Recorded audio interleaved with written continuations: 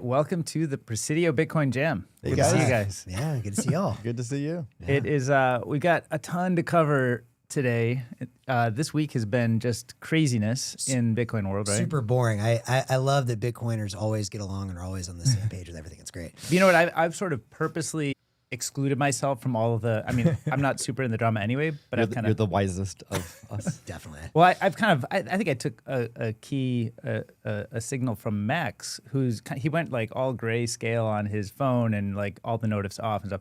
But I've basically been off Twitter, except unless like you send me a link, then I go click on the link. Oh, what's this thing about? So I kind of only vaguely know. I know there's some drama going on. I don't really know about it. So what I'm hoping that we can use this time where I can learn about just from the foundation what is going on. And then I think one of the goals that we've always tried to do when we get together is like, we don't necessarily come at it with a specific like, oh, it's got to be this way. These guys are right. These guys are wrong. It's more like, hey, let's try to understand both sides of this. Let's try to steelman the opponent and let's try to understand what it is. So I think there's just a ton to talk about there. And before we jump in the actual debate, you brought up something very good. I think DK is definitely the wisest of us. Less time on Twitter, probably much better headspace overall. I have spent some time on Twitter this week, but I'm continuing to try and like only use in like, I would say clusters when I'm at the computer. The one thing that I did do, I have not followed the debate nearly as closely, so I'm also looking forward to learning from Steve, but a strategy and a shout out that I want to give is to Stacker News. For whatever reason, Stacker News never sets me off in the same way that Twitter and other social media does. Yeah. And so that's what I've used as my, like, I need whatever. I can spend half an hour max trying to understand this stuff, TLDR.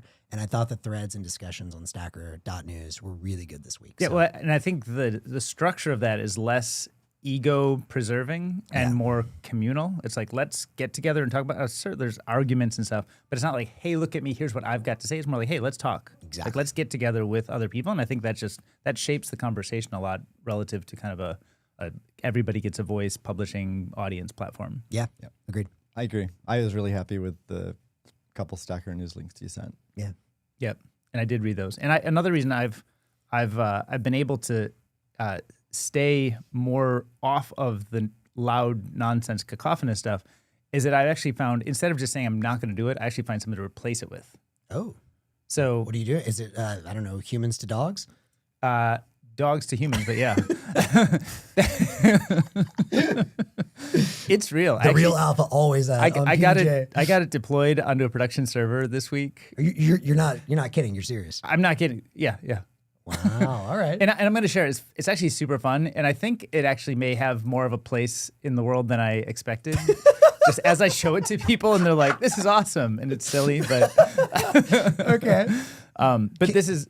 Yeah, go ahead. Can we integrate? Have you integrated with stats so we can pay Bitcoin? Bitcoin? It is raw still. Okay. So I need to actually get it into production, get it into test flight, get it in people's hands. But the hope is it can have Nostr and Bitcoin and like those kinds of integrations and kind of service available. But first, most important is, do people love it? Is it awesome? Yeah. That's all. I don't care. Is it Bitcoin powered? I care. Is it awesome? And then we can make it Bitcoin powered once people are in love with it. Yeah. You need to convert from being a judge to a participant at the Presidio Bitcoin Hackathon. But now really I've outed myself. Add Bitcoin to your oh yeah, okay. I guess what are the rules? Application. What are the rules on the hackathon? Are you allowed to come with an existing project that you want to add Bitcoin to, or is that cheating? Because I've kind of outed myself because I've been talking about dog to human. That's a good question. I don't know what the rules are, but I think aren't we the judges? Yeah, I think we could be flexible.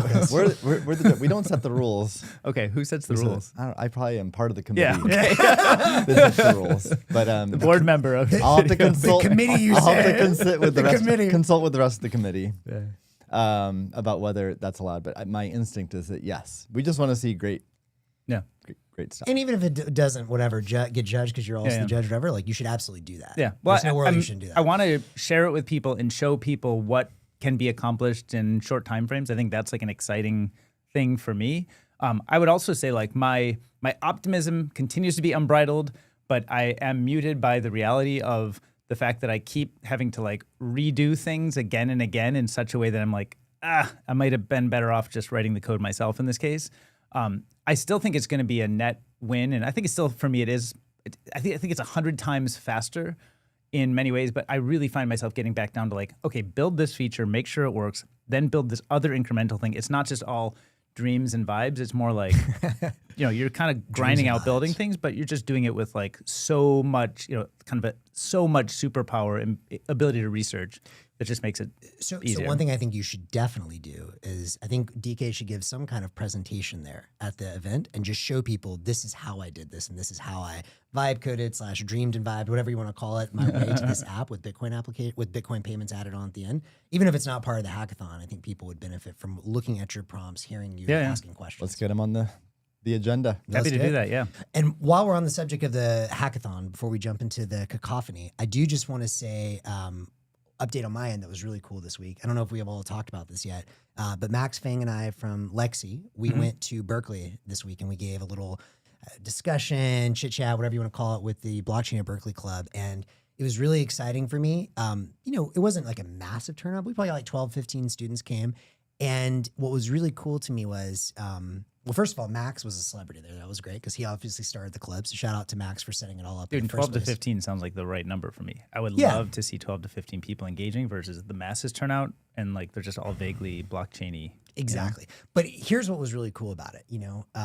The way I like to think about this is Bitcoin has done so poorly engaging with student communities at universities like Berkeley, Stanford, whatever. At least let's use Berkeley as the example.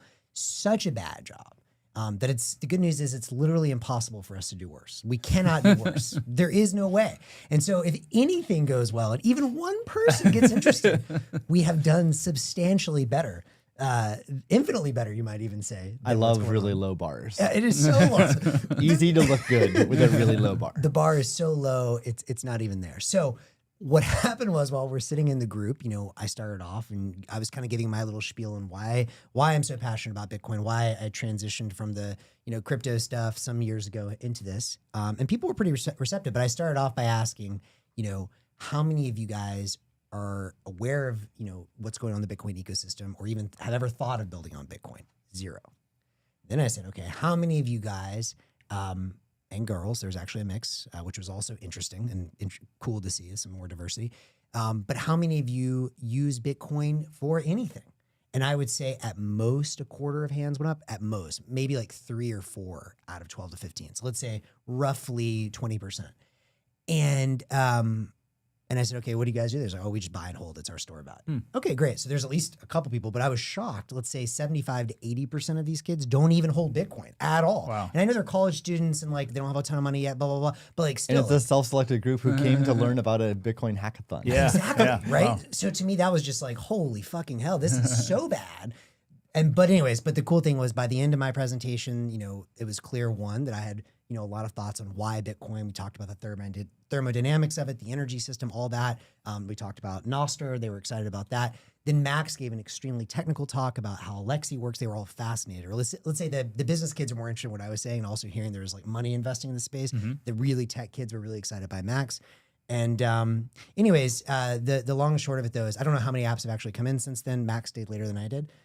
But there was real interest. At least one person has emailed me since then asking a lot more follow-up questions. So even if we get one new champion on that campus and that all of a sudden starts the cascade, huge win. And I would say the hackathon was already a success just on that. Yeah, I can give a quick update on that. Yeah. First of all, for people listening that aren't even aware of Hackathon, Presidio Bitcoin's hosting a hackathon May 16th, May 17th. So it's coming up. Mm-hmm. It'll be like 24-hour overnight at Presidio Bitcoin. A lot of people are sleeping overnight, right? Yep. And is it sleeping bags or what was the final call there? We'll have Presidio Bitcoin branded blankets to give to people. So if you aren't if you weren't already excited to come, like that puts you. I was already excited, but yeah. Space is limited here, so we have room for at most 50 builders, 50. We've had a ton of applications. Yeah. We so far sent out 30 invites, so there's still room, and we're still looking for more super high quality applications, people that want to participate. But it's looking good, and we have people from students from Berkeley as well. They actually signed up. Yes, nice. including some of them timed right after you spoke. Oh, perfect. Thank you, Max. You inspired people. Yeah, right, great. I'm excited. Good. Happy to hear that. Yeah, so really excited for it. It looks like it's going to be a fantastic event. Awesome. Dope. Should we get to it? Let's get into it. I am coming very raw on purpose. So I would like I'm prepared. I know you are. You've got your notes out. I'm itching for this. I know you've been like chomping at the bit, all week. I can feel it in the chat all week that Steve's like, I am structuring my thoughts. I have an opinion here. We don't know. Did you see this tweet? So we definitely want to hear from the ground up. I don't even want to lay out the foundation, because all I know is there's something about core op return. There's some data on the thing. There's some drama. So can you just lay it out like 101 style, and the basics of what is going on, why this blew up right now, what's happening, and give me a moment to like even just clarify a little bit around like what the foundation is before, because I think you're ready to go. I'm saying let's get the foundation. Explain it like we're 5. Yeah. I think there's like many different subtopics here. We'll get to all of them, but perhaps the best place to start is the Bitcoin blockchain. Is it for money or is it for data? That's, I think, at the heart of this issue, and a reason why there's so much emotion and engagement on this topic. But by the way, I'll say, even though it's like been a shit show on Twitter and stuff, I absolutely love how passionate people are about Bitcoin. Yeah. So even when one person thinks the other person's being an idiot about a topic, I just love everyone. Dude, apathy is death. Everyone's enthusiasm is incredible. So, but yeah, so let's start with like money versus data and get into that. So I think everyone that knows anything about Bitcoin knows it's to transfer money. Like Bitcoin, the asset, is or can become money. I mean, you can debate about, is it yet money, but it's a new form of money. You can transfer value. You can send payments to people, transactions. Everyone knows that. You can, data has also been stored in the Bitcoin blockchain. It started with Satoshi's Genesis block. He stored data on the blockchain. He put an English phrase in it. Money is data, right? So the kind of data you're talking about is like non-monetary data? Non-monetary, yeah. So if I simplify it to money versus data, I'm talking about non-monetary data. Okay. Yep. But then there's even, breakdown of like all kinds of different types of data, right? So there's certainly, I think probably a majority of Bitcoiners, or certainly many Bitcoiners, believe that Bitcoin should only be used for money, value transfer, and not for this non-monetary data, with like JPEGs being the canonical like laughing stock or like thing you point at, like it's not supposed to be for that. But we'll get into like different types of data too. And when you get into the nuances, all of a sudden some people are like, get those JPEGs out of the blockchain, are like, okay, well that type of data is okay. And just without knowing a lot about where this is going, when I hear, I think about Bitcoin as built to make money work well in this new way. So I'm kind of like sympathetic to the idea of like, make the money thing work well. And like, if there's other use cases, if they can be supported, fine, but you don't necessarily need to bend over backwards or create new features to support that. Yep. And I mean, throughout this discussion, I'll try to point out my own personal view or bias, but I'm also going to do my best to steelman everyone's views and have a comprehensive discussion. But yeah, my own personal view on like, should Bitcoin be used for money versus non-monetary data? Again, it gets into the nuances of the data, but like, yeah, I'm in this for the money part. So if I could wave a magic wand and the Bitcoin blockchain's only for money, I would be for that. But we'll get into the details, and like we don't even know. We don't think that's even possible. And that's not because you're some greedy bastard. That's because like it was designed to solve this problem around money. It wasn't really designed for generalized data storage. Yeah. But the reality is, the consensus rules that we've all agreed on and use and relied on since the original Genesis block allows for data to be stored. Yep. And that is what the consensus rules are. We've all agreed to them. So even if we don't like some types of data that have been stored, it's permissionless and it's possible. We also, I have spoken to many engineers who say there's no known way to even prevent it if we wanted to. Exactly. Like highly credible engineers. So I don't think if we collectively decided, let's change the consensus rules to disallow data, we don't know how to do it. Because if you strip out all the existing techniques to storing data, op return, and Taproot leaves and stuff like that, and like the witness script, even just basic transactions themselves, you can always embed invisible to other data in it. So it's impossible to do. So I think that's so a lot of this drama, my observation is there's a lot of people who haven't spent that much time on all these details, and we're going to walk through the details in the show. And one important thing to understand is we don't know how to block the data. So even if you don't like it, like there's nothing that can be done. So one interesting dynamic is that you'll see in this like civil war this week or whatever, there's that one side you've got like the JPEG folks who literally work at the companies that put the JPEGs in the blockchain, and they're pro JPEGs. Then you have a lot of hardcore Bitcoiners who are anti-JPEGs. They don't like the JPEGs. They don't want it on Bitcoin, but they're on the same side here because I think they both realize you can't stop it. So that's part of this discussion. But money versus data. So what is the specific issue that's being discussed this week?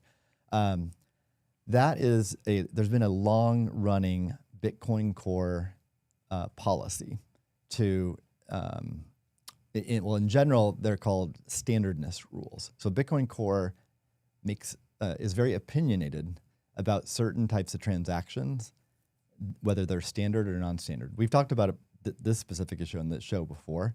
It's super in the weeds, but it is important for all Bitcoiners to understand. There's consensus rules, and then there's Bitcoin Core policy, relay policy. This is a policy which transactions someone running Bitcoin Core will relay on to other nodes and eventually get to miners.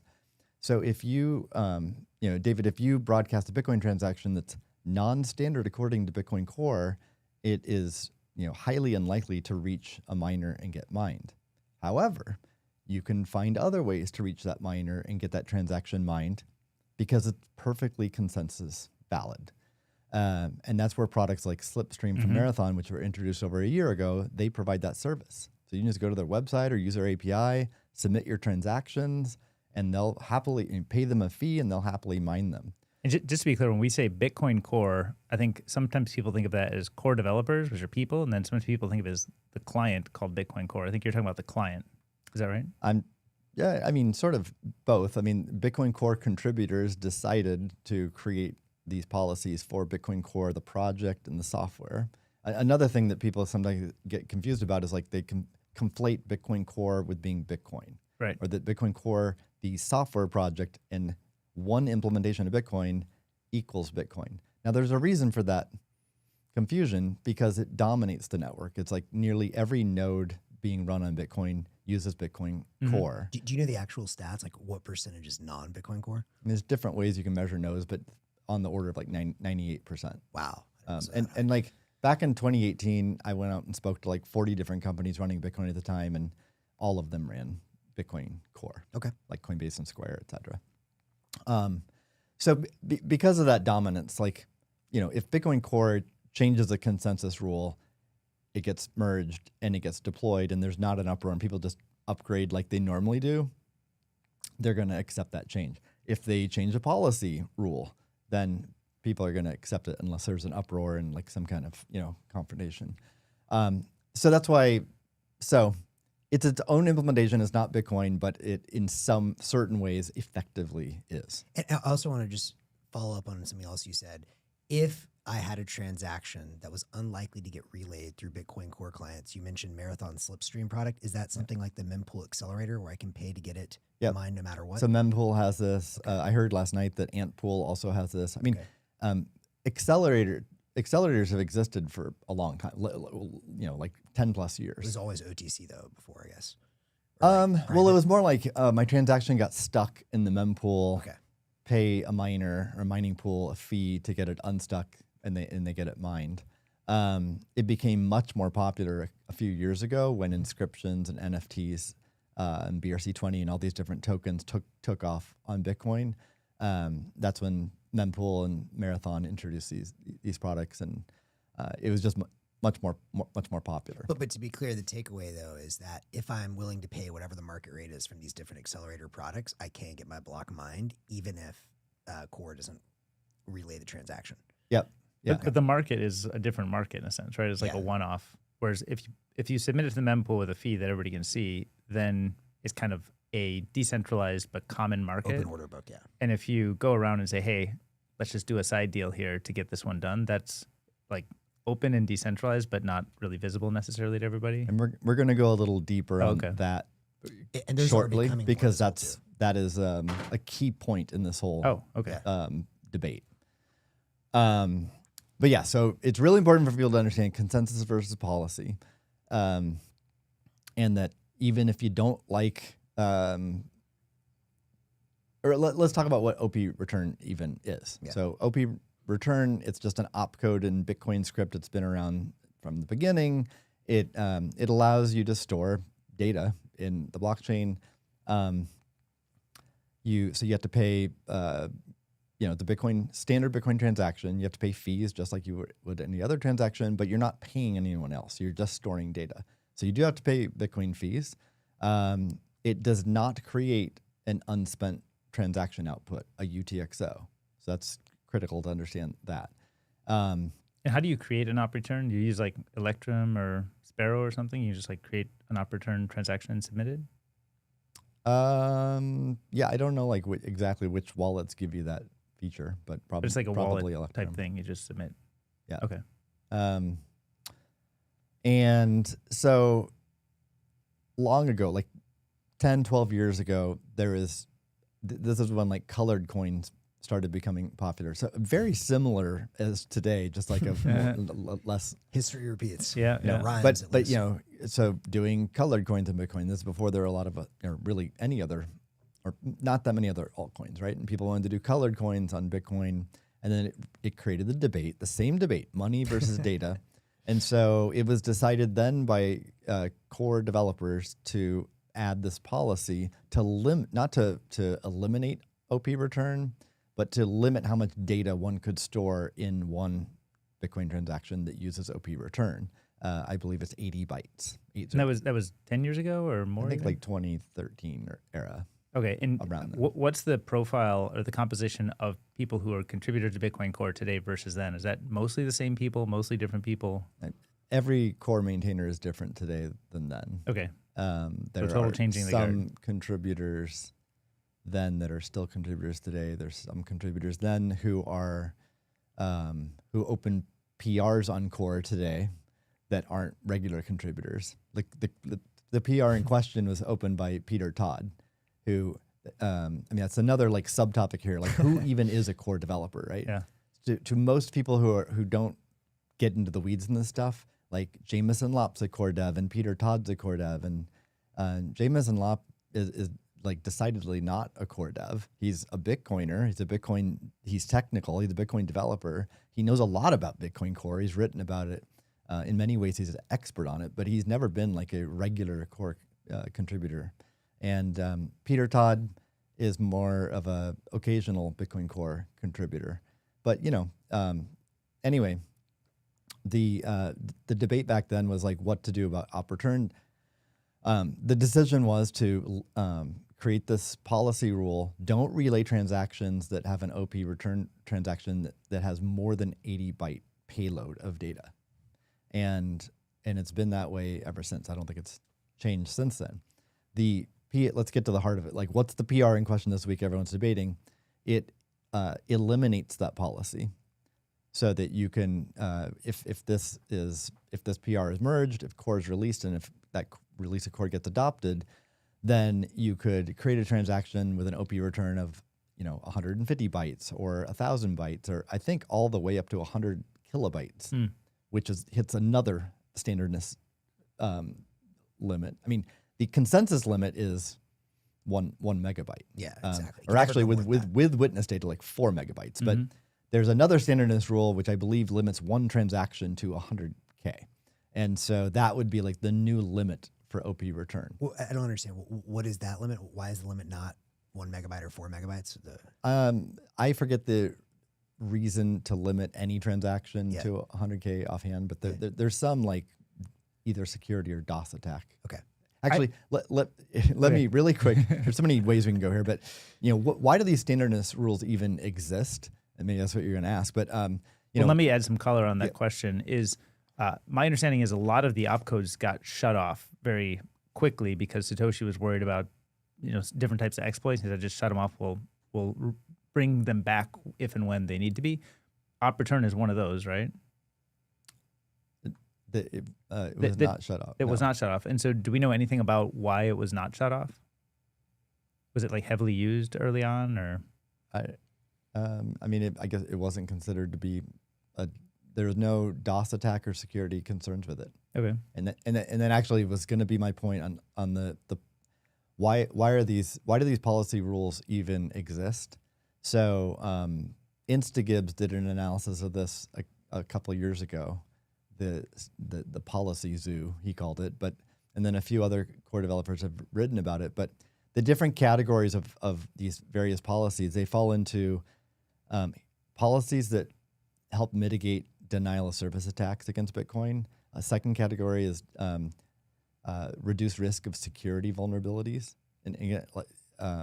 Well, I'll get into each of these. The third is around future soft fork upgrade hooks, like ways to actually change consensus through a soft fork, preserving those, because you can create a consensus valid transaction that sort of like stampedes on top of that, and then you can't use that unused opcode in the future for a soft fork upgrade. So there's those three categories. Every policy fits into those three categories except for one, and that's the OP return. So the analysis done by some core devs for that called the OP return policy paternalistic, because it's the only one that you can argue is like Bitcoin Core telling Bitcoin users, we don't think you should do this. It's more opinionated. Where the others, like clearly from a objectively technical perspective, help mitigate DOS attacks and security attacks. Like there's not really much room for debate on those. And some of them, the Great Consensus Cleanup, which we've talked about a little bit before as well, addresses some of those at the consensus level. But again, these policies are just at the policy level. But the one that is an outlier is the OP return. So fast forward to more recent times, I personally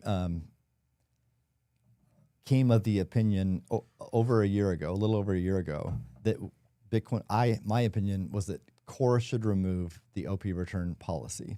And the reason, what my journey was, I learned as soon as Slipstream launched from Marathon, I immediately got concerned about this creating a potential like centralization force for Bitcoin. So I reached out to Marathon, and good on them to like take the call. I grabbed a couple of core devs. We chatted with them, and fortunately they genuinely knew what they were doing. They had people who, because a lot of miners I don't think understand all these details, and I was worried about them accepting transactions that could present security or DOS attacks to the network. But they knew what they were doing and generally had a handle on that. But then that led me to realize why they introduced that product, and then that product became relatively popular, and a lot of non-standard transactions were being mined, almost all of them just using OP return, getting past that. So that's when I realized this policy, while well-intentioned if you want Bitcoin to only be for money, it's ineffective. So even if that's what you want, it doesn't work. Like OP return transactions that exceed 80 bytes are being mined on the blockchain today on Bitcoin, and there's nothing you can do about it. So then I learned that it's this outlier policy among all the other policies. I feel like all the other policies, there's very strong objective technical reasons for them, but not this one. So I became an advocate for removing it over a year ago. I didn't push hard. I just sort of asked around and asked some questions. I didn't push hard, though. I didn't feel super strongly about it. But then fast forward to the past week, I think, on April 17th, there was an email from a core developer to the mailing list saying, like, this is going to change, or there's a PR for this to change in Bitcoin Core. And that's what started the uproar. And then this past week, it moved to social media. And so tons of people learned about this just recently. And I think that's one of my lessons here is that, like, I think a emotion or sentiment from a lot of people is like, this feels rushed, or it feels wrong. It feels rushed. Have people thought it through? And there's, and there's people that have been thinking about this for a long time. So I don't think it's rushed, but I understand why people think it's rushed. To add to that,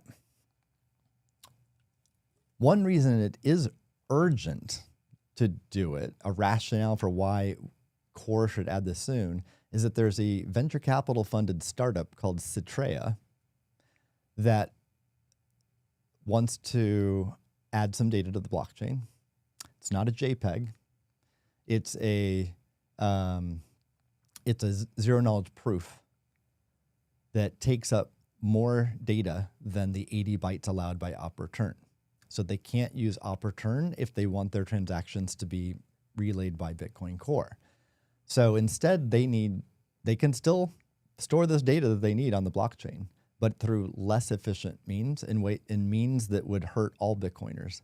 The way they store the data on the blockchain is to store it in UTXOs. And the way the system is designed, as I understand it, is that they'll never be spent. So UTXOs, the reason why they're important for all Bitcoin users, anyone running a Bitcoin Core node, the UTXO set gets loaded into memory. So the bigger it is, the more memory you need. So if that grows out of control, it increases your costs on your computer to run Bitcoin Core. So the Bitcoin Core developers are always trying to reduce the UTXO set size. Because a key principle of Bitcoin is you want to make the node so small that you can run it on very cheap hardware. Yes. Right. And that lots of people can run it. You don't need to rely on a big organization. Yeah. You can do it on a $100 computer or something, right? I would argue, and I'd like to come back to this thing, I think that is the key point, actually. Yeah. So, so if this op return policy were eliminated or relaxed, then Citrea could store the data with op return. And like I said earlier, op return, it's provably unspendable. So they don't go into the UTXO set. They don't impact the amount of RAM you need on a computer to run Bitcoin Core. So it's undeniable that it's better if this data is going to be stored. And again, no one can stop it. It's better to do it in a way that doesn't go to the UTXO set. So there's and they're launching their product this year, I'm told. So that's why there's some urgency to get this out. Now that forms one narrative, which is, one thing I've seen is like Bitcoin Core dev who's an angel investor in Citrea is pushing this through. And apparently Jameson Lopp is an angel investor in Citrea. But again, he's not a core dev. He doesn't have the power to hit the button to merge a core PR. He's just an advocate for this change. My understanding is an advocate for this change for the same kind of reasons I am and many others are. So I think it's FUD to say that this is a VC-funded company shoving a change through affecting all Bitcoiners, but that's a narrative that's out there. Well, two really important things to clarify on this. One, if something is an op return, and I think this gets to for me, what's the meat of the debate, you can prune that information away and not have to store it and still have a copy of every UTXO. Is that true? Yeah. Well, the most important thing, the UTXO set, the way Bitcoin Core is designed, it has to be loaded into memory, and none of the op returns are in that. So it's cheaper to have data that's stored on disk than in RAM. And so for a full node where you keep the full archive, you'd still keep the op return data, but it can just stay on disk. Got it. Okay, so that's a very key point. Second clarifying question. When Satoshi put Chancellor on the brink of bailouts in the very first block, was that op return?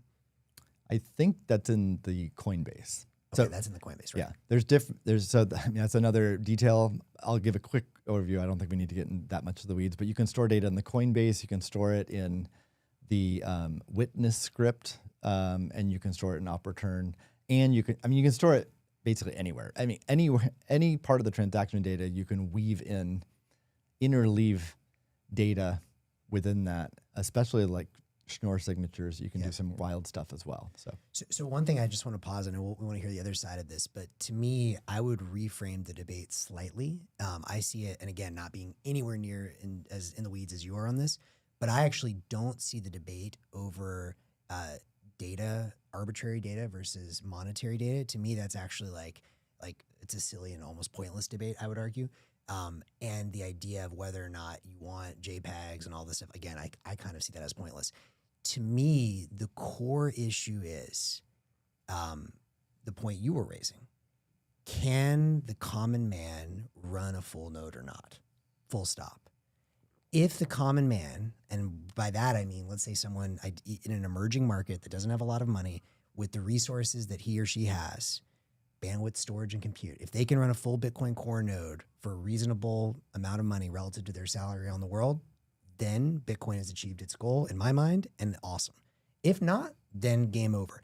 And the reason I feel so strongly on that is twofold. One, trying to make the distinctions between monetary information and non-monetary information is a very arbitrary and slippery slope, right? From the very first block, right? Like we're already putting non-monetary data in there. And to your point, like monetary data is just data. And like you can say, okay, well, the intention of this is to be more monetary, which I agree with.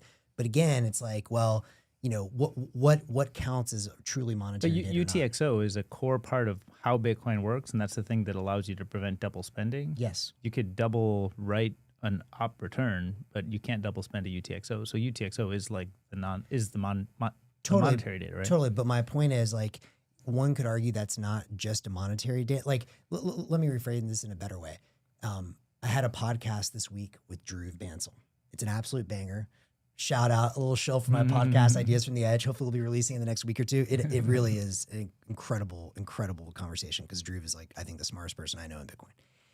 And one thing we talked about is the concept of the happy accident in technology. And this is something Kevin Kelly talks about a lot as well. You go into something, even as the creator of a technology, once you release in the world, you are not the owner of that technology. You may say, I intend for it to do X, Y, and Z things, and that's fine, and you push in that direction. But ultimately, we don't know what a technology is used for until it actually gets used. And so I would argue, and I know a lot of people have talked about this for years, that in addition to being a monetary system, in order to build a monetary system to solve the double spend problem, what Satoshi actually built was a universal clock, right? And so one can argue, well, the universal clock is the biggest use case for Bitcoin. Yes, it's critical for monetary use cases, but maybe that clock in the future becomes really important for other, you know, really critical use cases as well. And the only way to use that clock of like, this came before this, ordering things in a way that people have a global state on, is, you know, to have proof of work and all these systems. All that to say, like, I clearly like also want monetary first. That's like my bias. But I'm just saying that to me, the key argument comes down to, and this is why I got out of the Ethereum world and all the other stuff years ago, is, you know, if you look at two curves, there's one curve, which is the rate of growth of the chain. There's another curve, which is the cost of consumer hardware, bandwidth, storage, and compute to run that node. If this gets bigger than this, if it's steeper, then the system will become centralized over time. It's a question of if, not when. So to me, coming back to your point, Steve, and again, without being in the weeds, I'm sure there's lots of things I don't know, but it comes down to if op return makes it more decentralized, if a larger op return and easier for the common man to run a full node, then that seems like a good thing to me. If bloating the chain with non-monetary data increases the cost to run a full node, that seems like a very bad thing. I want to follow up on that in a couple of different ways. We love audience questions though and comments. So Thomas Roasty says, but data in the witness is cheaper. Even if you remove op return limit, it won't be used. So that's a good point. That's a good point, yeah. It's my understanding, it's generally true what is said there. There's only like... Can we talk about op return and data in the witness? And what the hell is the witness? Op return is a type of transaction that's non-monetary, right? Doesn't have a UTXO. What is the witness? The witness is where cryptographic signatures are stored. This concept was introduced with SegWit change. I mean, obviously, signatures have been stored in the blockchain since day one, but the witness area was introduced in SegWit. It's where signatures are stored, but it turns out like any data can be stored there. So inscriptions and basically like to simplify it, the JPEGs are stored in the witness. So large amounts of data can be stored in the witness.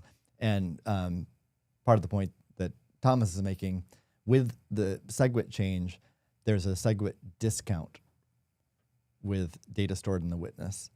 And that means it's cheaper to send it's 25% the cost for every byte stored in the witness versus a byte stored elsewhere in the transaction. There's a very logical reason for that. It actually comes back to the UTXO set, trying to reduce pressure on how big the UTXO set grows. So with SegWit, the pricing mechanism makes it more costly to create data that has to go into the UTXO set. So that's what the witness is. So the point being made by Thomas is that because you get this witness discount, it's cheaper to broadcast your transaction. You're going to tend to want to store data there. That's true for if your data is over a threshold. I believe I was told last night by a core dev that it's like 137 bytes. So there's a certain threshold. Anything under that, it's cheaper to use op return because there's a little bit of overhead with using the witness data approach. So that's why these large JPEGs, videos, whatever you want to do, you use the witness to get the discount. But something like Citrea, who just wants a zero knowledge proof that they want to store, and it's something like 100 and like little over 100 bytes. So it's more than the current 80 byte limit, and it's less than this threshold, I believe. So it's these niche, that's another thing. The reason this particular issue is being completely blown out of proportion, because we're really only talking about a very niche set of use cases that would even utilize this relaxed rule. And it's also the kind of data that I think most people wouldn't be bent out of shape about. Like Citrea is not storing JPEGs on the blockchain. They're storing a zero knowledge proof on the blockchain. Yeah. So one follow-up question there is an alternative approach to reduce the SegWit limit such that you could store this there. Store what? The Citrea, like the 100 bytes.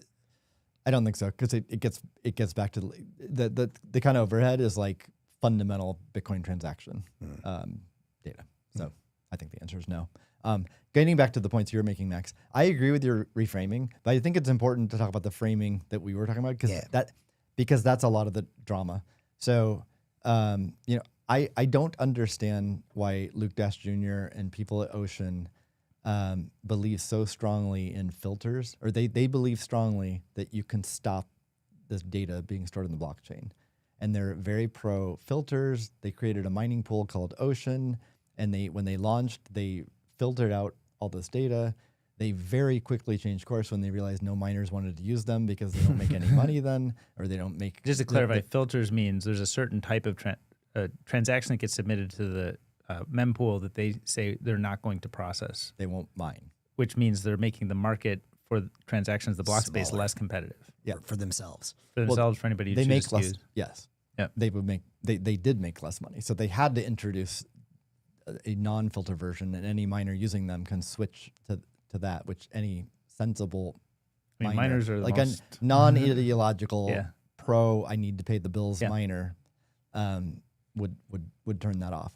I honestly don't understand why Luke believes it's possible to filter out the data, but he does.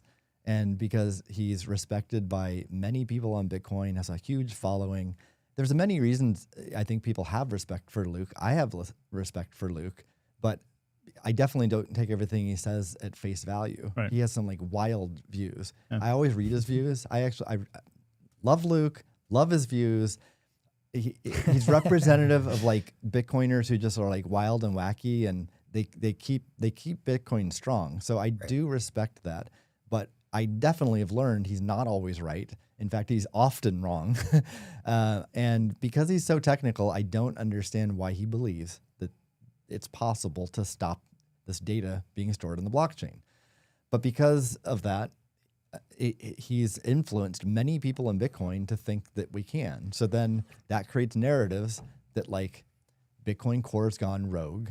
They're, being coerced by venture capitalists to enable JPEGs. And that's wrong for so many reasons, including the fact that the JPEGs already are on the blockchain, independent of this change. And as we just said a few minutes ago, this change literally it'll effectively only enable a few niche cases of data that's like between 80 bytes and like 137 bytes, which is typically going to be things like zero knowledge proofs. What's the mechanism that is it? Taproot Wizard is the big JPEG one that everybody talks about. What's the mechanism they're using? inscriptions and the Okay. witness data. Witness data. Okay. Yeah.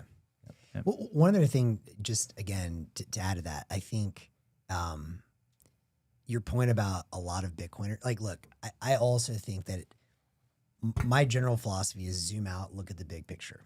Are you building a system that promotes freedom, free markets, the ability to run nodes? If so, awesome. If not, maybe time to question that.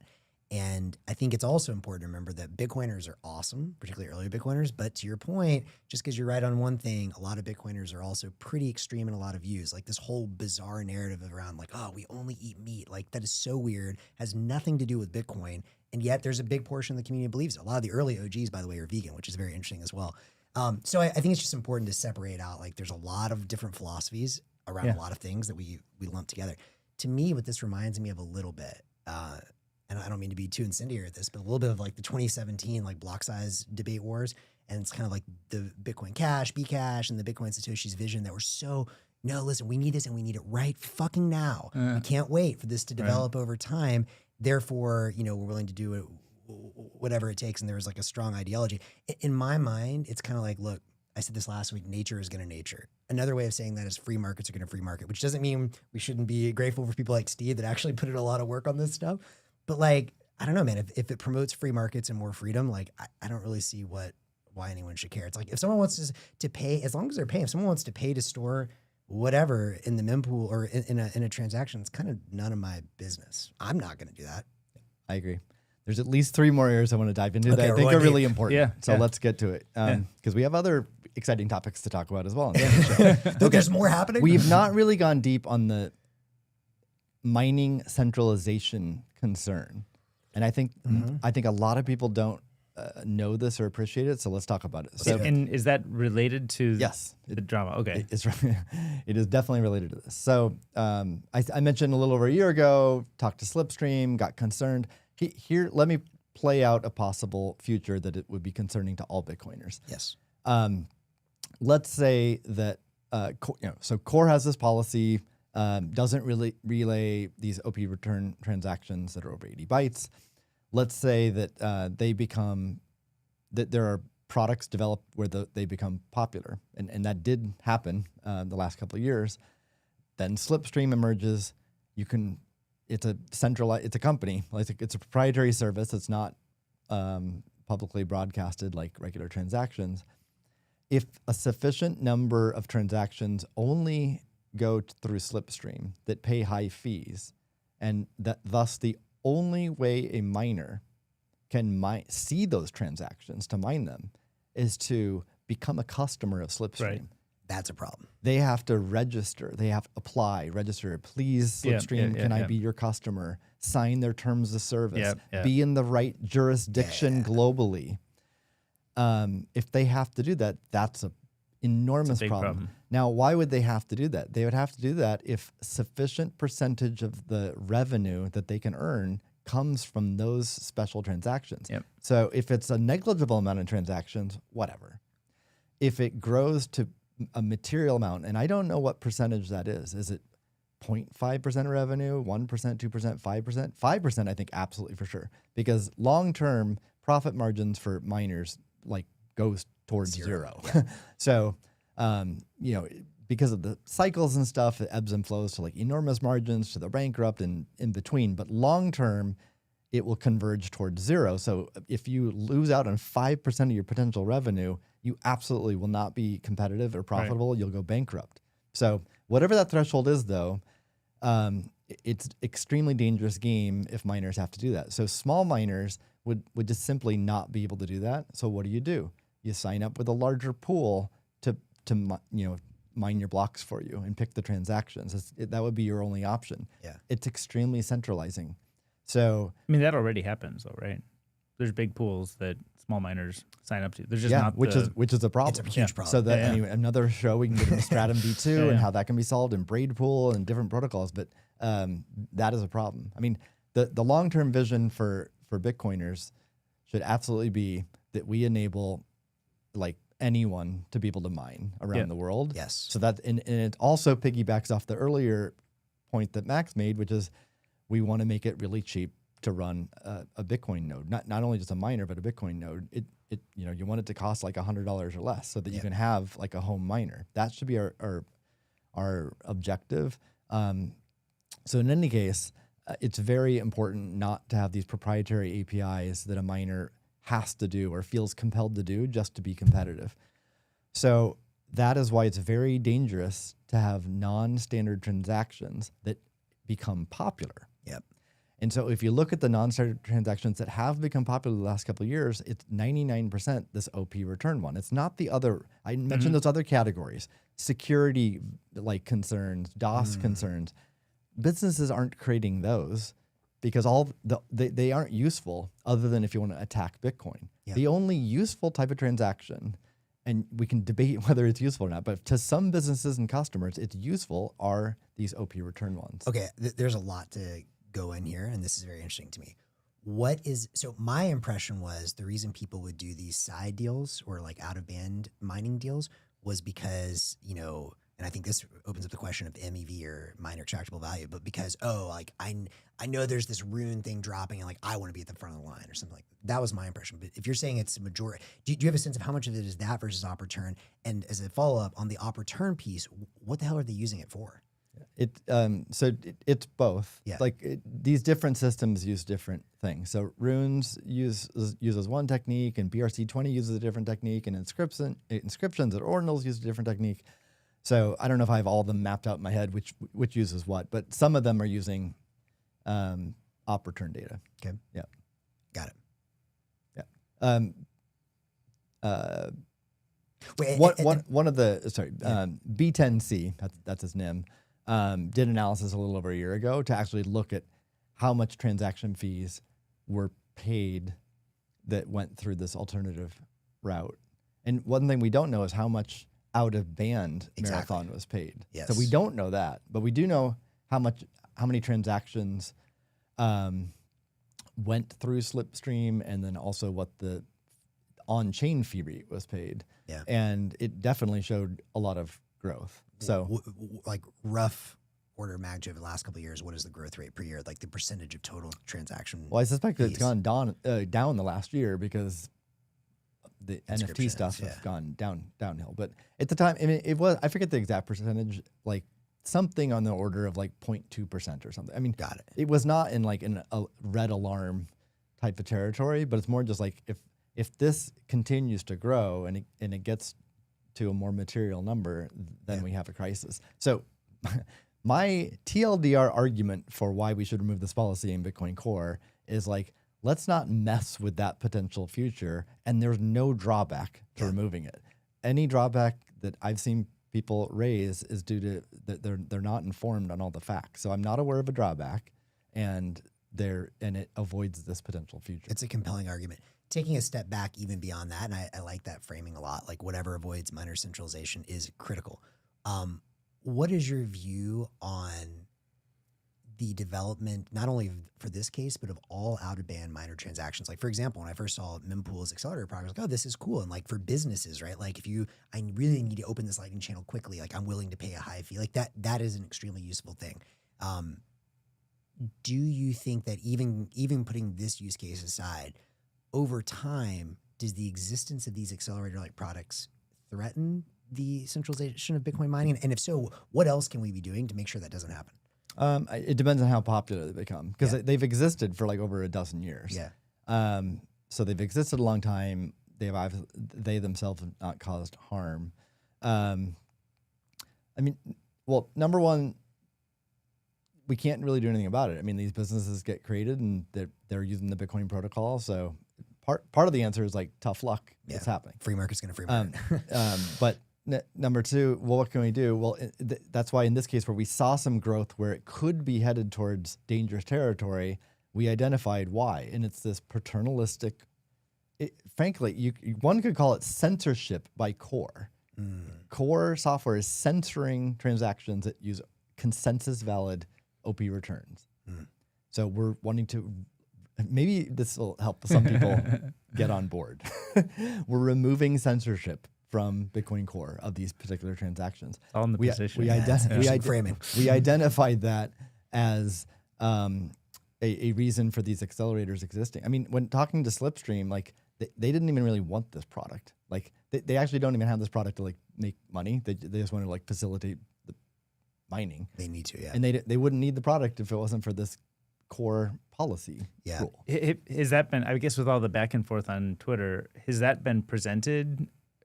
I mean, I've written a couple tweets, but you know, once things get out of hand on Twitter, like people are not a lot like of people rationally evaluating that. I don't think so. So hopefully people are watching this and we're like keeping it a little more patient and calm here. And I just want to go back just for a second, because I think it's important. You know, the Slipstream thing I wasn't aware of. I'm sure every miner has probably some like more OTC handshake version of doing this. The reason I mentioned Mempool is because I think it's an incredible product. In fact, I think it's one of the best products in the space. It's so beautiful, easy to use, and they for the first time made it easy to just click a button. I don't know what their numbers are like. I mean, the fee environment's gone down, but to me, if it becomes super mainstream, which I don't blame them either, it's a great business. But that I've gone back and forth, and I don't have a strong opinion yet. But is that worrisome at scale? It is worrisome at scale for the reasons I said earlier. Yeah. I mean, I use Slipstream as an example, but just plug in Mempool as well. Yeah. So. Could they not emerge like in a competitive environment where like Slipstream and Mempool but are again, each doing it? Let's always bring it back to like we want to make sure the small miner can exist. So if there's let's say there is competition and there's like 37 providers of this. Mm-hmm. So if I'm a small miner and I want to maximize revenue in my block, I not only have to like just run Bitcoin software and look at the mempool, but I have to sign 37 agreements, global agreements. Right. I have to hire lawyers in like 37 countries to sign these agreements just to see all the transactions. That's a total nightmare. Yep. So that is not the Bitcoin we want. Like there's no debate that we don't want that future. Right. So that's why I'm not a huge fan of that part of mempool. Again, if it stays small scale, it's no big deal. But anything that would show growth is concerning, and we need to be asking, why isn't just going through the Bitcoin network, the public Bitcoin network? Mm-hmm. Yeah. And again, the only one I'm aware of where it's like, oh, we can do something about it is by removing this paternalistic policy in Bitcoin Core, which is the PR at hand. So I think we've covered mining really well. Really quick. This is a bit in the weeds, but like the specific PR for Core, which Peter Todd opened, not only removes the limit, but removes the option in the software to allow someone to choose a limit. Mm. And so that's a nuanced thing, because the PR could also just make the default no limit, but still give users of Bitcoin Core software a command line option to re-enable the limit and choose the limit. I've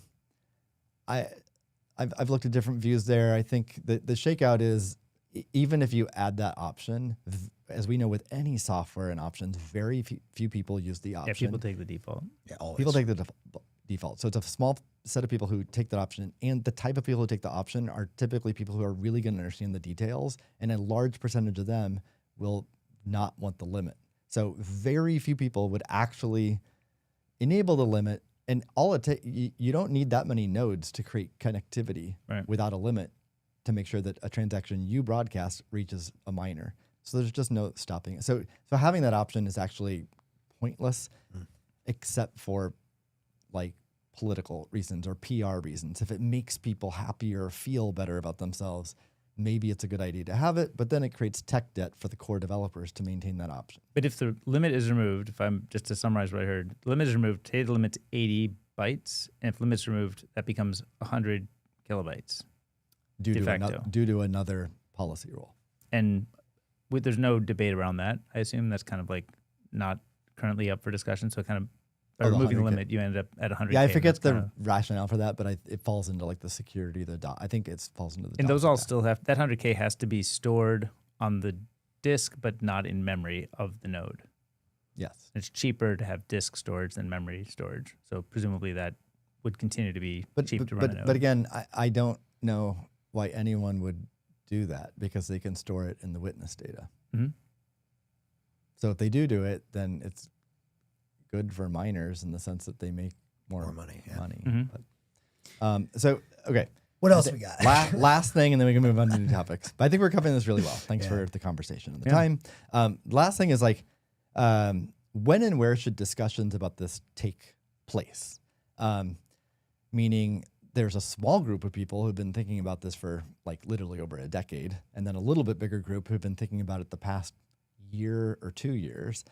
But the vast majority of people who are now participating in the discussion really just came onto their radar in the past week or two.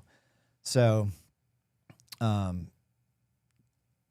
because another part of this drama this week is that there is the PR in question on GitHub, where there's typically on a PR, there's just this technical discussion by contributors to that project on like, I found a bug, or can you write it a different way, or just reviewing the code and giving feedback.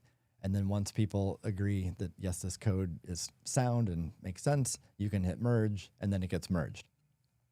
But what happened with this PR is that like the angry mob came. And like the kind of mob that happens on Twitter came into the GitHub PR, and it just makes a complete mess of the situation for trying to get your job done on that PR.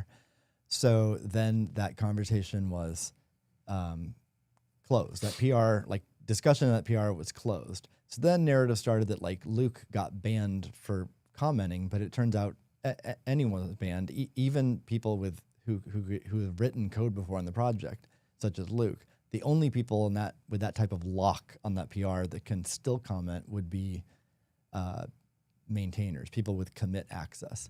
So there was no like targeted banning. I do think there was targeted like removal of posts that were on a that didn't meet the code of conduct for the project. But the big question here is like, what types of change in Bitcoin Core merit consensus to a broader set of people beyond core contributors? Which types of change merit at least properly informing a broader set of people beyond core contributors? I think those are all very legitimate questions. And so another sentiment I felt and heard from people is like, this felt rushed. Why wasn't I included or part of this conversation, and where should I have this conversation? So one of my opinions is that's an area that could be improved moving forward. I think there's no question a consensus change needs very broad discussion. This was not a consensus change. It was a policy change. I do think it's a special category because most other changes to Bitcoin Core, the vast majority are not a consensus change and not a policy change. So if you're just like renaming the CLI option or something, I don't think you have to go like reach out to the world to get approval. You can just like, if you're a core contributor, you have a few others review the code, make sure it's not going to break things, and you can merge it. So most changes can completely stay contained within the core contributor set of people. Policy, though, I think is a bit of a gray area, and because it does effectively impact everyone because of Core's dominance on the network, I think it merits broader inclusion. It's open for debate. I think the inclusion is more of informing or seeking, like having a seeking feedback period, and then and that should be done not on GitHub PRs. Where should it be done? Well, it can be done on the Bitcoin Dev mailing list, delving on social media and other places. They each have their different, like social media is a shit show, but it's definitely the most reach. The Bitcoin Dev mailing list and delving have a little bit higher bar for like thoughtful posts and more technical posts and more rigor in responses. But I don't know what the right answer there is, but there do need to be forums. I think that the Bitcoin Core project could have done better to inform people much sooner than April 17th this change was going to happen, and giving people more of a time to learn, frankly. Even if I think generally all the decisions being made here are right and correct, objectively so, like giving more people time to digest it, learn, come to that same conclusion themselves, and then not become so emotional over it. So this brings up two broader points, which I think are very important for me. Number one, even though the more I learn about this, the more I sympathize with your view on op return specifically, one area that I would definitely agree with the other side of this is I would be super pissed if I felt like I was like silenced on a PR. I get practically why that is. You can't just have like the whole freaking mob when you're trying to make decisions. To me, though, this gets to a much deeper point, which is why the hell are we still hosting Bitcoin Core on GitHub? And, I don't know, guys, like any protocols we know of that might allow for everyone to have a public-private key identity, a free market of relays, and the ability for everyone to choose their own algorithm on which comments they get to see so that no one is censoring the other people? Hole punch? Oh, Noster. Oh, okay, that too. With yeah. G. Gnoster. Gnoster. Did you fork Gnoster? No, I'm actually quite pissed because I wanted to register this. Someone already bought the domain name, but this is I may launch a little product at some point called Gnoster. Yeah. For Gnosis, but that's a separate rabbit hole. But anyways, but this is my point. Like I think censorship sucks. Period. I think everyone should have the right to view what they want to view. And I think it's crazy that it's 2025 and we're still having all these debates on centralized forums. And this is why Jack put up that first bounty. Where the hell is our decentralized GitHub clone on Nostr? That to me is the real question. Yep. I haven't checked comments for a while. Let's quickly look at those before we move on. So YouTube comments were disabled. I'm not aware of that, so I can't really say anything about it. I'm not familiar with. Okay. Please ignore this. Would they allow 8 billion people using the network? Opening 8 billion channels requires more than a year. I guess I don't know enough about. There's questions about Citrea, which is a roll-up. I don't know enough to have an intelligent. I don't know much. I can't answer the question, but Citrea is a BitVM implementation. So it's a zero knowledge proof roll-up sidechain. You can do stuff on that sidechain and then post it back to Bitcoin. And so they're well funded, like Founders Fund led the round. It's a real company. There's several different startups that are funded to do BitVM side chains. It's an experiment. If successful, it probably will create a bunch of tokens and shitcoins that a lot of people won't like, but maybe there's useful things that are built on top of it too. Yeah. Cool. TBD. I know we're converging and trying to finish this off.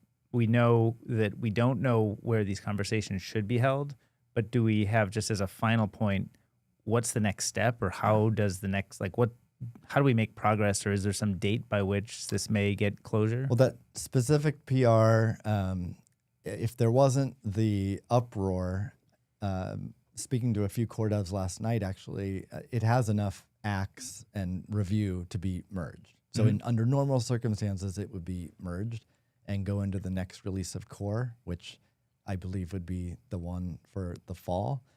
And is that going to happen now? I don't know. Okay, so this dust up may just cause it to be more on ice for a little bit.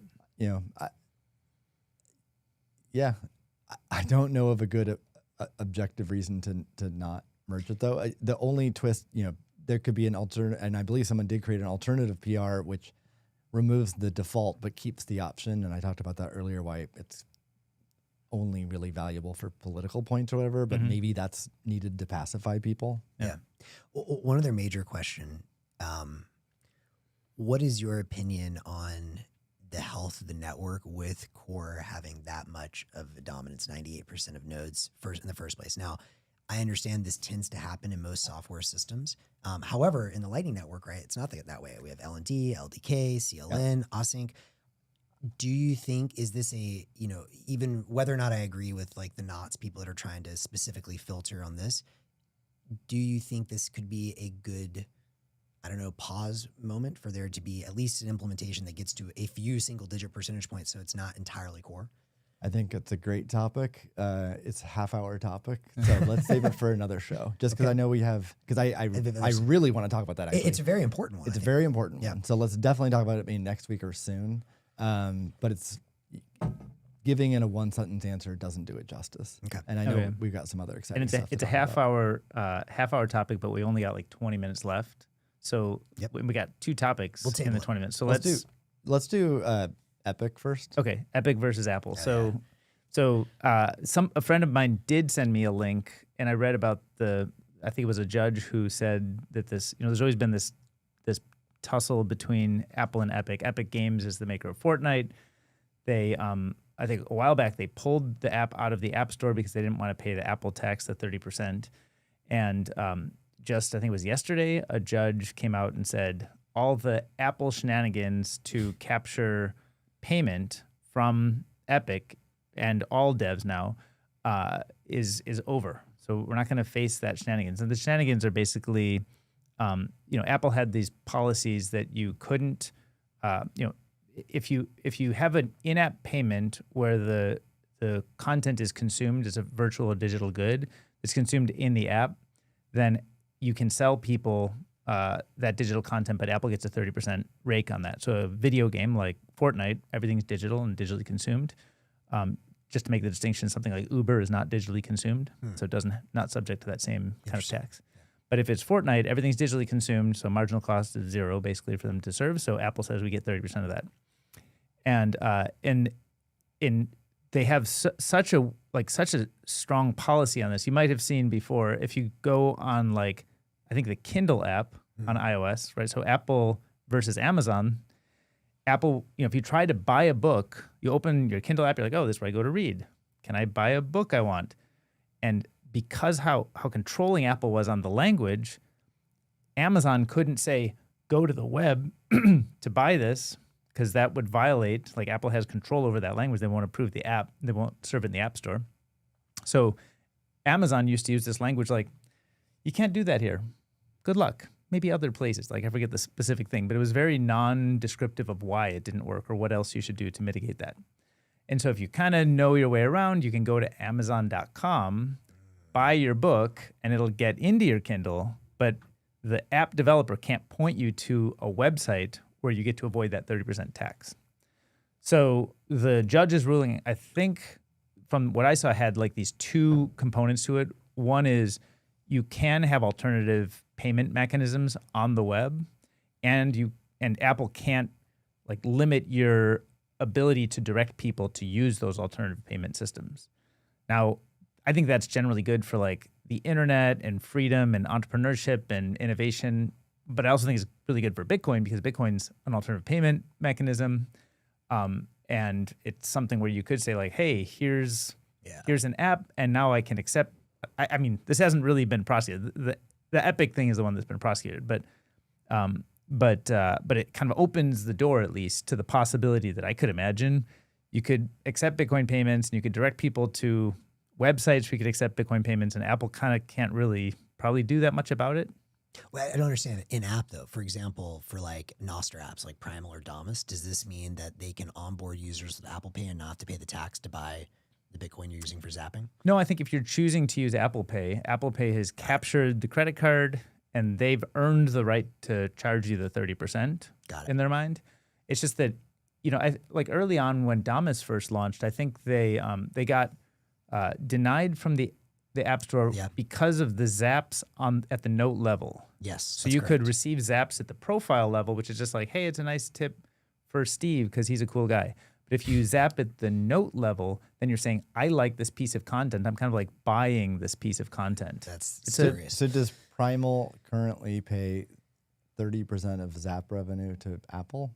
I don't think they do. Well, I think they do if you why if you not? buy the Bitcoin with Apple Pay. Yes, that's the key. It's the exchange revenue, the USD to Bitcoin exchange revenue. But if I have Bitcoin I got somewhere else, I bring it on Primal and I send it to you. What's the potential benefit or unlock then for Bitcoin with this new ruling? Well, you could imagine. I mean, I'm just riffing, but you could imagine that Primal says, "Hey, buy some Bitcoin here with Apple Pay, or go to our website primal.net and buy Bitcoin cheaper." Yeah. So today, if I buy Bitcoin through Primal, Apple gets 30%. Yes. I haven't done it recently, but I think that's the case. So does that mean I'm paying 30% more for my Bitcoin? I think Correct. they have to just mark it up. If Bitcoin's $100,000, I'm paying $130,000. I think that's right. That's right. Which is a total garbage experience, Insane. right? But you also have to remember, for them, most of the people they're onboarding are noobs. They don't necessarily have Bitcoin. If you already have Bitcoin, great. Okay. But Anyway, your but point. that helps make it clear. Yeah. This could meaningfully make a difference for that. Yeah. Could you also, I wonder if this is a boon for progressive web apps. Could you, in addition to just pointing to a website, be like, hey, or you download the PWA version of Primal and you save 30%. Yeah. Or save the PWA. You don't even need to download. You're still using old language. Yeah, Click on this link, visit the PWA, save it to your home screen if you want, and buy there wherever you want, The other, another thing that would love to see an Apple policy change on is the use of NFC. So if you recall last fall, Donald Trump went to PubKey in New York, for like a staged Bitcoin payment. That was staged? Media opportunity. Yeah. Man, what are you talking about? I thought he was just wandering around the streets. I don't know that for a fact. So, but anyway, and most people saw that like it failed. The payment failed, which was a major failure for Bitcoin, right? And my understanding of the technical problem was the glare of the lights like we have here made it so the QR code wasn't scanned, and that's what the failure was. Yeah. So what if we had NFC payments, right? And even if not for scenarios like that, but just what people are already used to using their iPhone or whatever, Apple Pay, it's so slick using NFC payments. Well, you can't do that with Bitcoin today. You can do it Android to Android phone. You can do it iPhone to Android. You cannot do it Android to iPhone or iPhone to iPhone. Like the iPhone can't be the recipient. Why? Because it requires a certain API in iOS that you have to seek approval from Apple. You have to apply 2 stages of application. Gatekeepers everywhere. So they did just introduce this this new API recently to even enable it at all, which is great news. But you still have to get approval. So we do have some open source Bitcoin developers who submitted like a test, like an example app to get the certificates to even develop on it. And they actually did get approval. So that's a good sign. These are certificates for a third-party app developer to develop on kind of an open NFC. To open up, use I forget slave master mode or whatever the mode is to be like the card reader mode of NFC to be the receiver. Yeah. Cool. They got approval for that. So the certificates to develop. So now they can build it. Now they can build an app and submit it to the App Store. That's the next gatekeeper and probably the one that is going to like fail, but cross your fingers. Hopefully it doesn't. Hopefully they get in the App Store and then all of a sudden every Bitcoin wallet should submit support for this because it's quite simple. But also maybe this recent ruling is going to make Apple a little more hesitant to deny this. Yeah, that's cool. I think it's going to also unlock potentially new businesses in the App Store. So if you have a 30% tax in everything you do, that limits the kinds of businesses, like businesses that wouldn't make that much money or might not make as many sales can't exist. Whereas if you can make, you sort of only pay, I think there's still some fee, or I don't know, there's some drop off. I guess it's probably still 30% if you're in, or I haven't checked all the details on what they're charging. But if you can send people off to a website, even though there's drop off there, but you can still get enough conversion that you can beat the 30% tax, and then you actually might open up new product experiences, new businesses that couldn't have been built before this. And I want to come back to the PWA thing because I actually wonder if this is like an incredible why now for someone to build a PWA app store. There have been people that have played with this. I think store.app, Fran's app has played with this a little bit with not exactly PWAs, but for his Nostr open source app store, which is really cool. I forget that the name is leaving me now. But anyways, I wonder if this is a great, especially for the Nostr ecosystem where we already have this alternative payment network, Bitcoin and Lightning, for someone to be like, no, we're going to go all in PWA app store. In fact, put out the call. If someone wants to build a PWA app store right now, this is the why now, using Nostr apps and Bitcoin Lightning payments. I'm very interested from a VC perspective. Because if I know I can go and just download the normal app on my iPhone and I have to pay 30% more, or start saving the PWAs into the PWA app store, which is just, I guess, a folder, a fancy name for a folder, I would do it.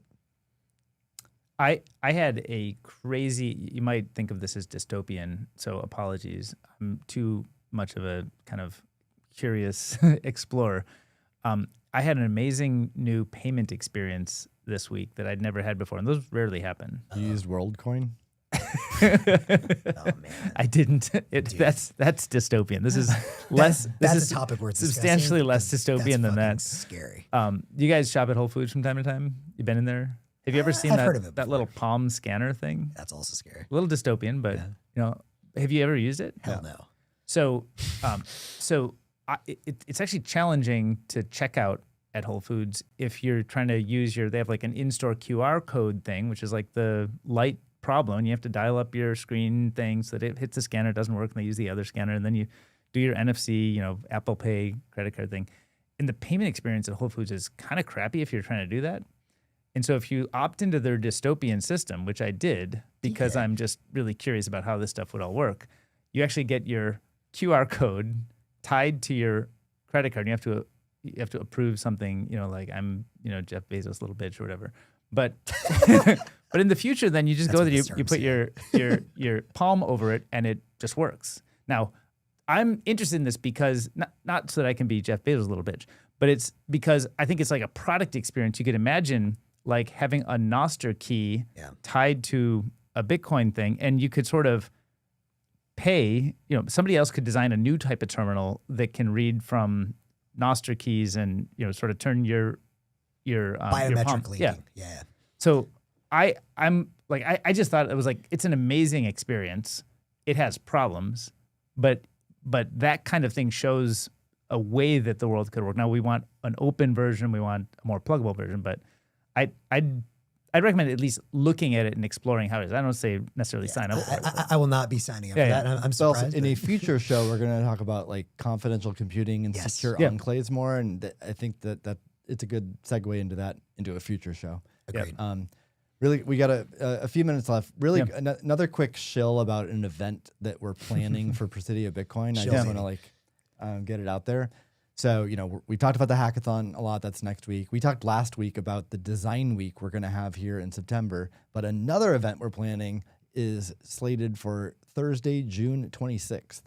Here at Presidio Bitcoin, the Quantum Bitcoin Summit. Let's go. Quantum computing. We've talked about it on at least 3 episodes here.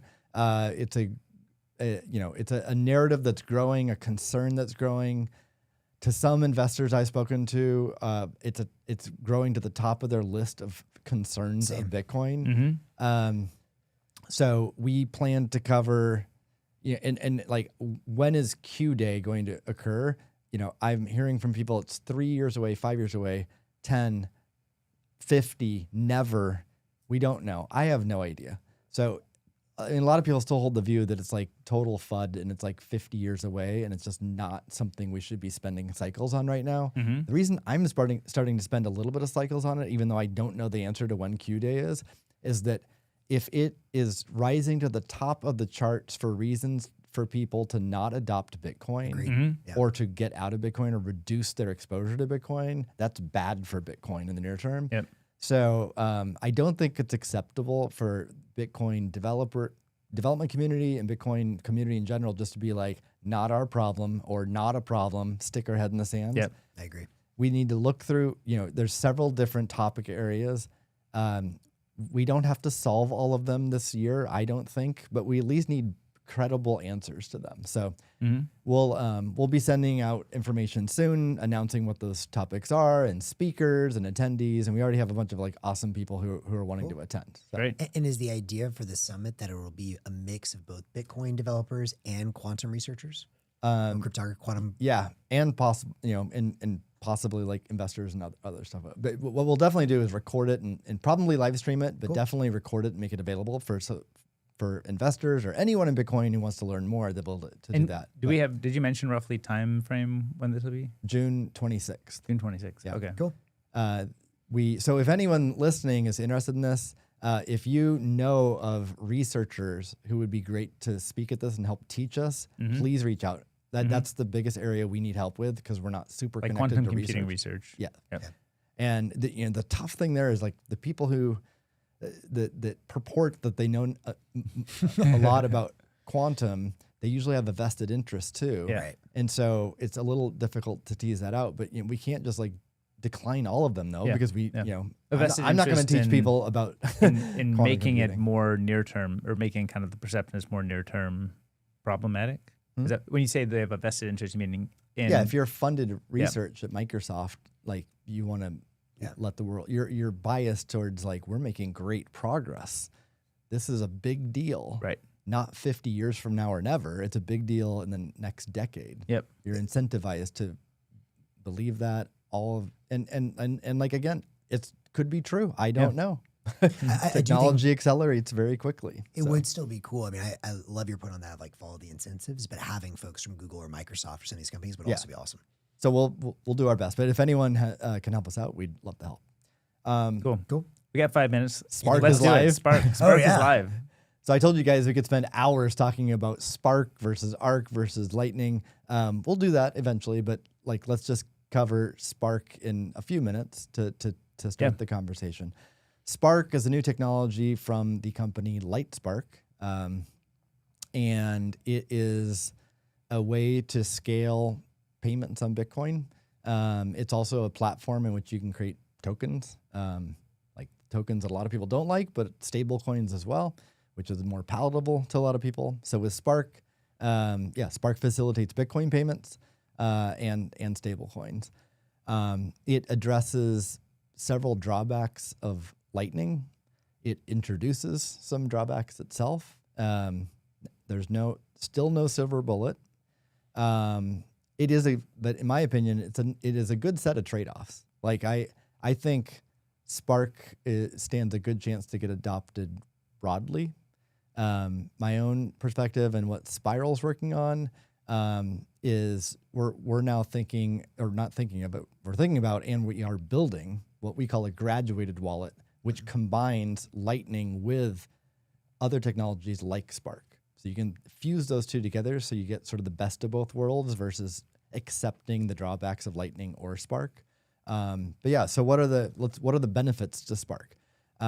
It scales much better to more users than Lightning does, because you can, with one on-chain transaction and one UTXO, you can distribute that over many users.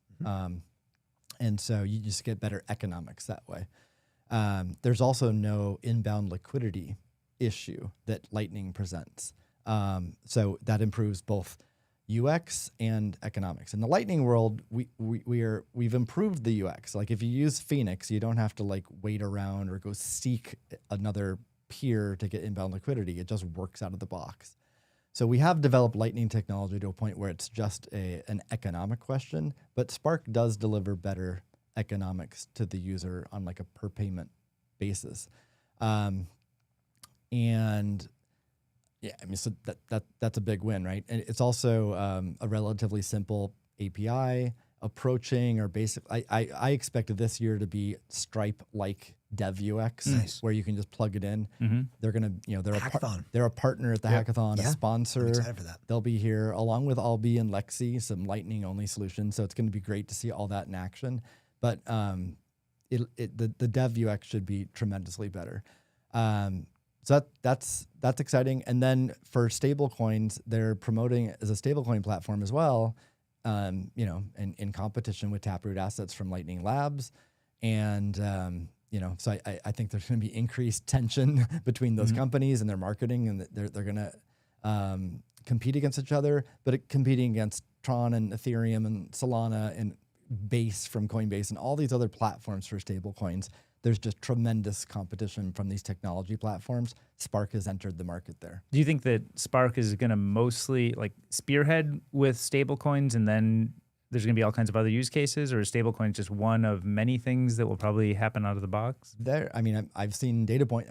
LightSpark is aggressively approaching every Bitcoin wallet. I don't literally know every. I think they're approaching every Bitcoin wallet, every stablecoin wallet, every crypto wallet. They already, are doing lots of sales and biz dev to traditional financial companies, banks, right? So I think, they're well funded.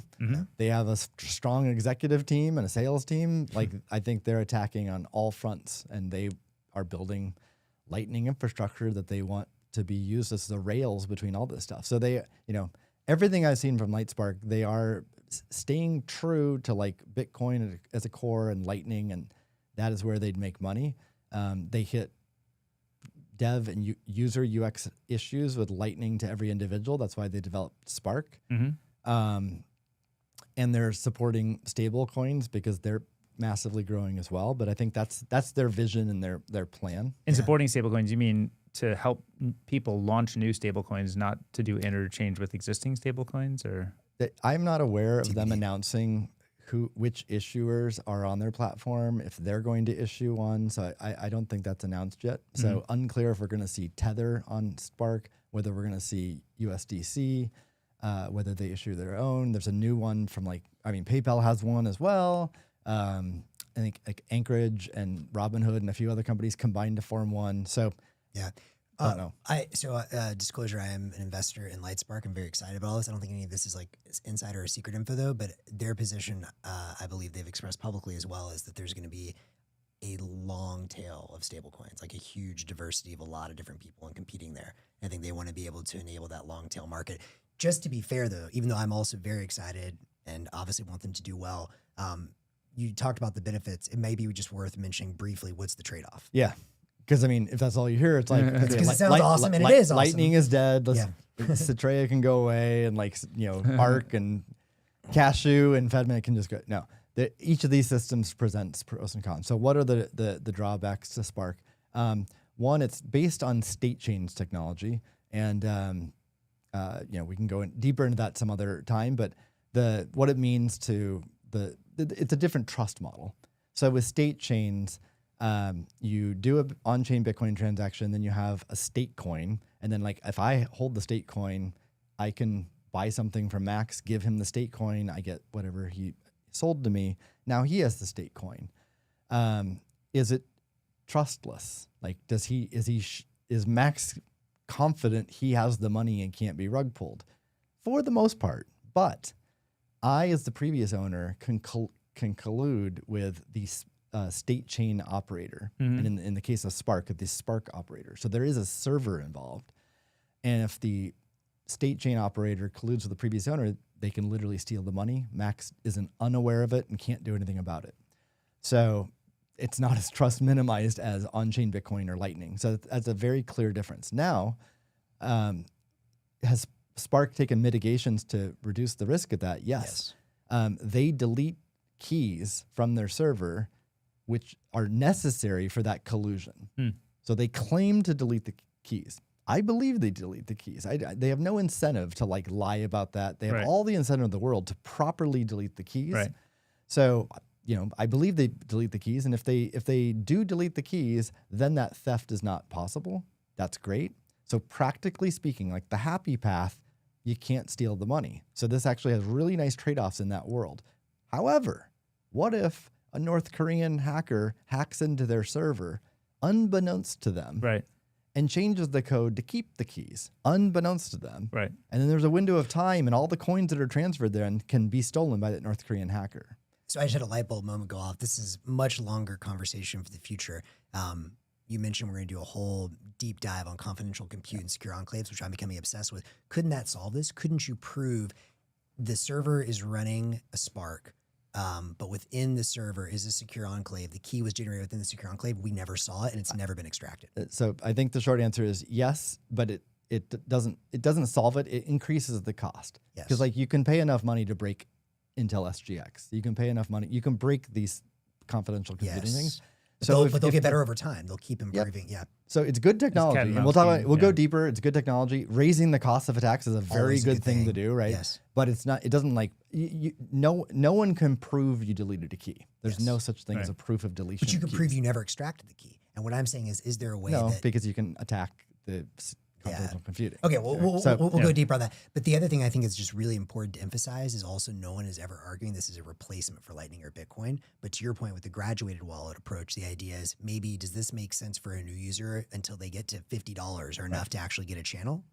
So there's been lots of problems with trying to use Lightning for individual users over time. Many of those problems have been fixed. Many are being fixed, but one that will never be fixed is low balances. Like someone who's receiving a tiny amount of Bitcoin as their first experience, no one's going to open a Lightning channel to them because it's economically too costly. But it could be received in Spark. And then up to a certain threshold of balance, it just stays in Spark. And once you have enough money in your balance, then a Lightning channel under the hood, unbeknownst to the user, can get created. So the user only sees one balance. They send and receive Bitcoin. That's all they see. And once it moves to the Lightning channel, they have a much more trustless, secure environment.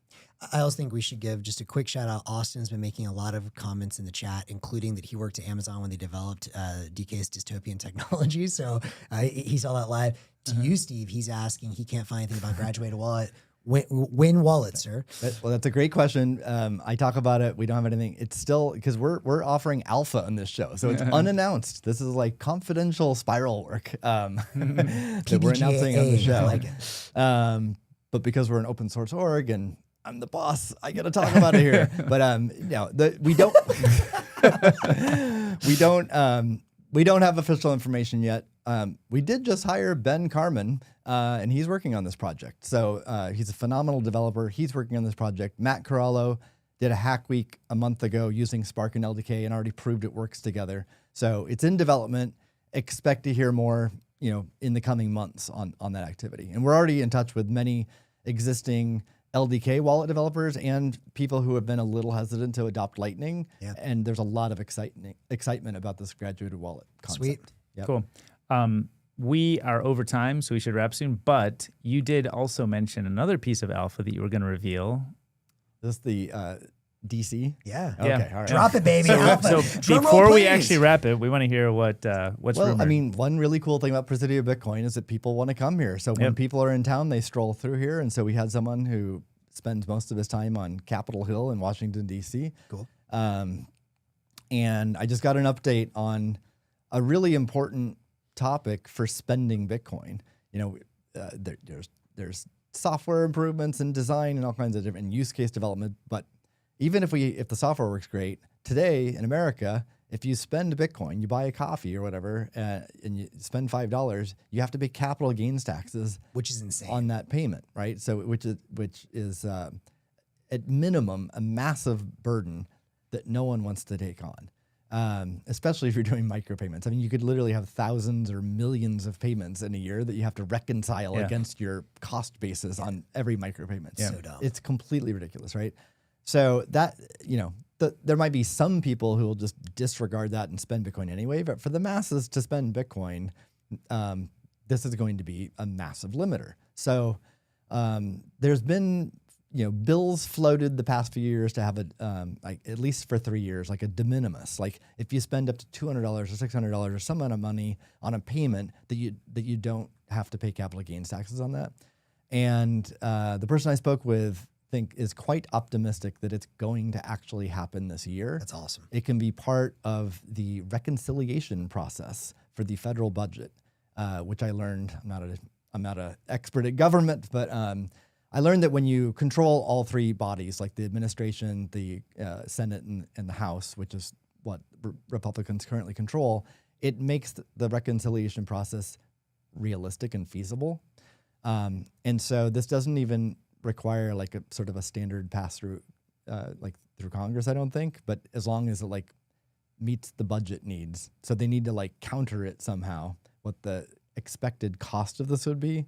I mean, I think you can just use like funny math to do this, but anyway, who knows if it's going to happen or even who even really cares what the mechanism is. But there is optimism that by the end of this year or even by the end of this summer, we could see that. So if you combine like what we're going to demonstrate at the hackathon in a couple of weeks, where builders can have Stripe dev UX-like experiences, build applications in 24 hours to have Bitcoin payments, and you combine that with regulatory improvements so that people can spend Bitcoin without the tax stress, then and then combine that with AI payments, I think it's exciting. 2025 is a very exciting year. It's a big year. And just to make sure I understand, I think you'd mentioned there was maybe a discussion of a limit of 200 at one point, and now did I hear 600 maybe? I think the exact amount is still being negotiated and stuff, but in my opinion, 600 is a lot better than 200, not just because it's a bigger number, but if you just think, I mean, with inflation, and it's per payment.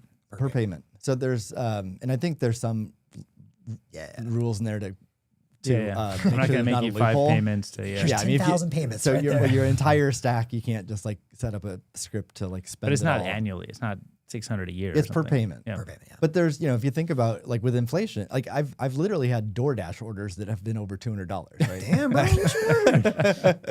I was really hungry. Are you serious? It was for more than one person. I know you work out a lot. I've seen it. Yeah. It's all Anyway, dessert. but yeah, I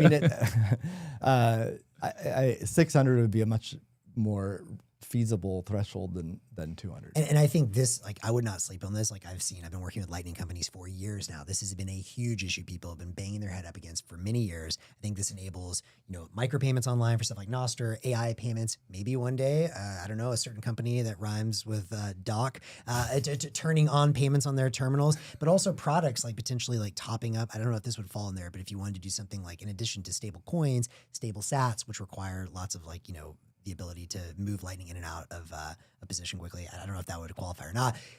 Broader point is, I think this opens up a lot of new business models, and I would put this on my wish list as one of the top 3 things to enable Bitcoin payments. So And we may hear a result as soon as the summer.